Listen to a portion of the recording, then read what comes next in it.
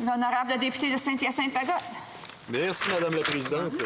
Alors, je constate par le peu de questions et de commentaires, moi, juste ça, que ma collègue a été très, très claire, mais on va essayer de l'être tout autant. La barre a été mise, la barre est haute, mais on va essayer d'être à la hauteur également.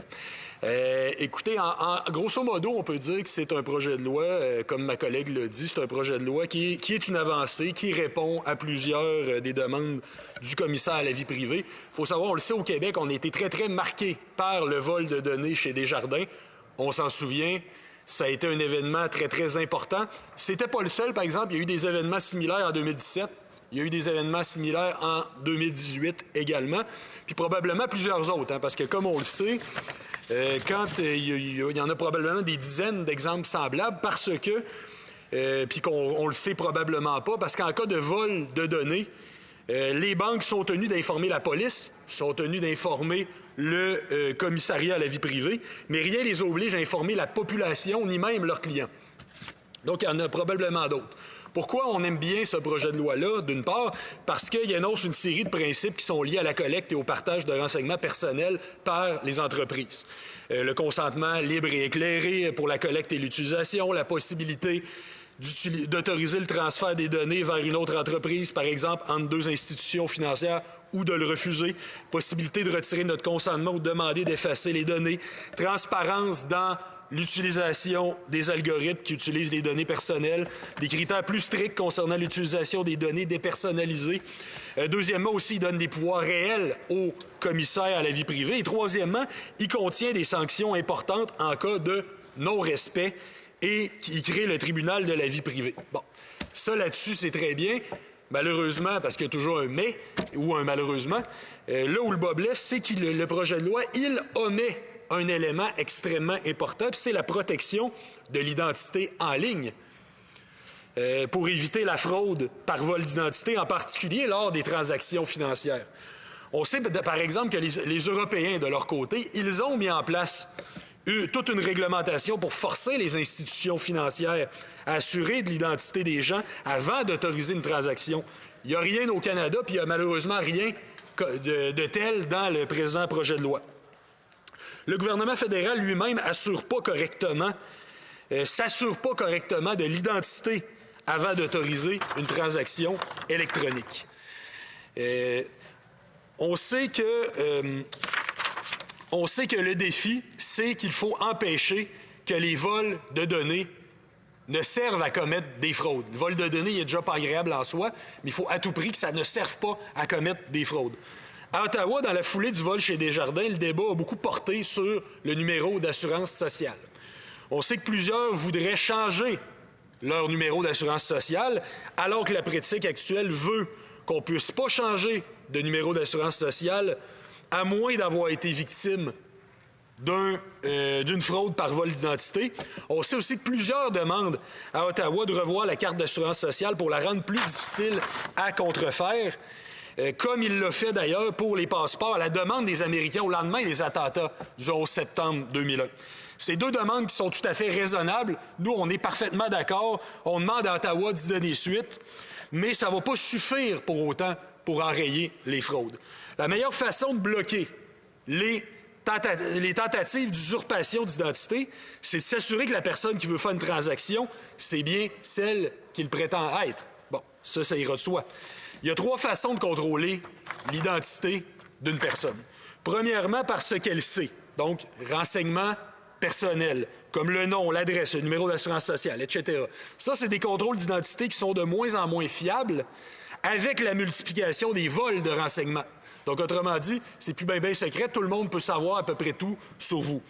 Fort de ces renseignements-là, les fraudeurs ont juste à fabriquer une fausse pièce d'identité et le tour est joué.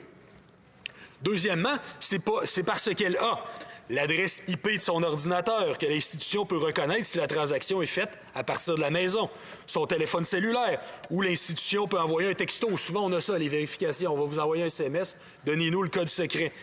Bon. Troisièmement, parce qu'elle est, l'institution peut se doter de technologies qui reconnaissent les caractéristiques personnelles de quelqu'un. La voix, le visage, on voit ça souvent sur la reconnaissance faciale, là, sur les cellulaires. L'empreinte digitale, aussi sur les cellulaires de plus en plus fréquent. L'écriture manuscrite, les fameuses signatures. En 2016, encore une fois, l'Europe a adopté une réglementation qui oblige les institutions financières à utiliser au moins 2 de ces 3 façons d'identifier quelqu'un avant d'autoriser une transaction.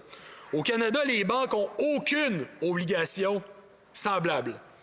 Si elles estiment que les mécanismes de contrôle leur coûteraient plus cher que la perte qu'elles assument actuellement en fraude, elles ont tout intérêt à ne rien faire. Donc, une banque ne payera pas pour des mécanismes qui en viendraient à être plus coûteux que le coût de la fraude. C'est la logique du profit, tout simplement. On peut tous témoigner, qui n'est pas rare d'ailleurs, qu'un magasin nous offre une carte de crédit qui va nous émettre sur le champ, qui va nous émettre immédiatement sur la seule base des renseignements personnels qu'on va donner. Donc, il va nous dire votre numéro, etc., votre adresse, blablabla. Voici, ça y est, c'est fini. Bon. C'est une pratique qui est une véritable porte ouverte à la fraude, et ça doit cesser. Nous, notre solution, ce qu'on prône, il faut forcer les banques à contrer la fraude. On va proposer des avenues. Ma collègue disait, on va l'appuyer, mais on va proposer quand même des amendements, on va avoir des propositions concrètes, constructives, cohérentes, lorsque viendra le temps de l'étude approfondie. Mais on va proposer des avenues pour contrer la fraude par usurpation d'identité, par exemple en s'inspirant de la réglementation européenne dont je vous parlais, pour forcer les banques à mettre en place des mécanismes qui vont être serrés, des mécanismes de contrôle d'identité avant d'autoriser une transaction financière. Mais aussi en augmentant les amendes pour inciter les banques à mieux protéger les renseignements personnels de leurs clients.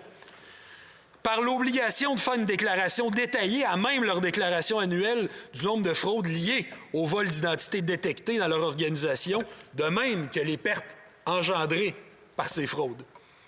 Aussi, l'obligation de contacter toute personne dont l'identité aurait été utilisée frauduleusement au sein de l'organisation, qu'un compte ait été ouvert ou non. Je vous le disais tout à l'heure, ça n'existe pas, ça doit être mis en place.